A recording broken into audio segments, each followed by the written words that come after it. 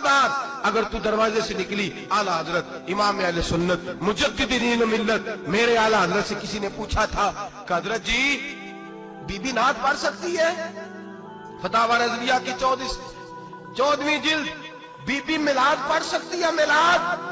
आला हजरत ने फरमाया अगर बीबी मिलाद पढ़ रही हो, नात पढ़ रही हो और उसकी आवाज गैर महरम के कानों तक जा रही हो, फरमाया उसे सवाब नहीं होगा, उसे हराम काम करने का गुनाह दिया जाएगा।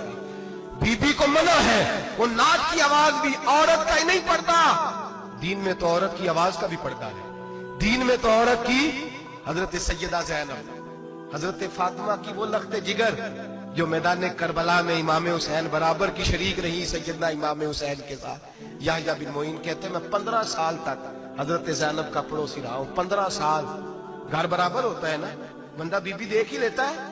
वो बीबी कभी पर्दा डाल के जा रही है दवाई लेने, कभी नजर आ ही जाती है। कहते 15 साल में सैयदा फातिमा की बेटी का पड़ोसी रहा हूं, मैंने कभी बुरके में छुपी हुई ज़ैनब भी नहीं देखी, बुरके में छुपी हुई ज़ैनब भी कभी नहीं देखी।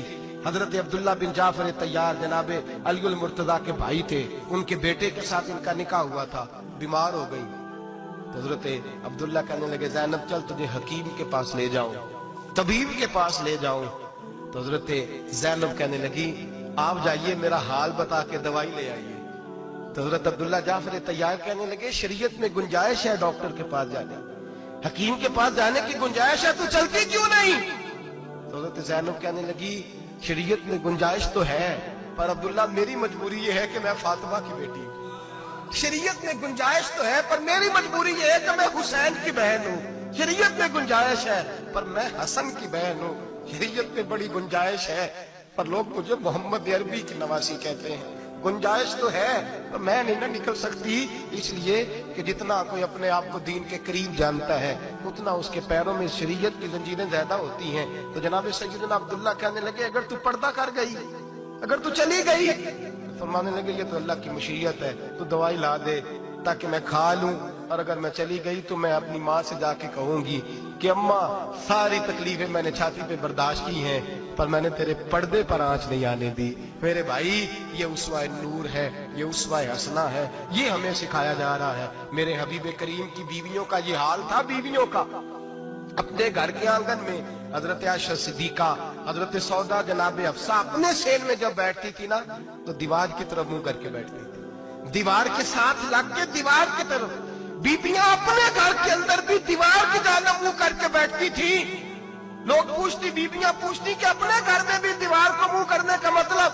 कहती हो सकता है कुछ छत पे चढ़े अचानक नजर पड़े तो हम चाहती हैं फिर भी हमारा चेहरा नजर ना आए उसे, फिर भी हमारा चेहरा नजर, हम अपने घर के अंदर भी पाबंद रहती हैं कि हमारे चेहरे नजर ना आए। खुदा रा बड़े पैसे जिंदगी में लुटाए हैं, 1000 1500 बुरके पे भी खर्च करो, वो घर ले जाओ, वो अम्मा को भी दो, बहन को भी दो, बीवी को भी दो, उसको कोई ये पहन ले। इसलिए कि जब तो हजरत फातिमा के तरीके का पर्दा करेगी तो तेरे आंगन में सैयदा ज़ैनब की तरह की बेटियां पैदा होंगी, वो उस सुन्नत पे चलने वाली बेटियां तेरे आंगन में आएंगी। खुदारा मेरे भाई आज ये नियत करो, ये इरादा करो और अपने घरों को पर्दे का पाबंद बनाओ। अगर एक बेटी पर्दादार हो गई तो कई खानदान पर्दादार हो जाएंगे, अगर एक बेटी पर्दादार हो गई तो कई घराने संवरेंगे, कई जगह पे नूर फैलेगा। ऐ अर्श के मालिक, ऐ मेरे महबूब के खुदा, तुझे वास्ता है मेरे महबूब की बीवियों का और तुझे सदका हुजूर की शहजादियों का।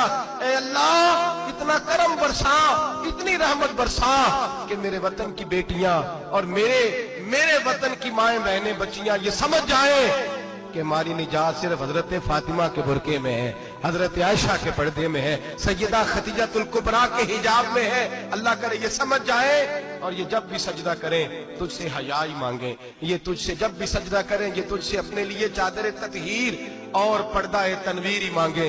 अल्लाह करे मुझ बेअमल की मुंह से निकले हुए लफ्ज किसी के दिल में तासीर बन के उतरे और फिर दुनिया के अंदर ये रिवाज आम हो कि हर कोई पर्दा करे, हर कोई बापर्दा हो जाए। ऐ अल्लाह तू तासीर नाजिल फरमा, ऐ अल्लाह तू अमल की दौलत नाजिल फरमा, ऐ अल्लाह हमारी बेटियों को इज्जत की चादर अता फरमा, हमेशा मिदहत खैरुल अनाम में गुजरे।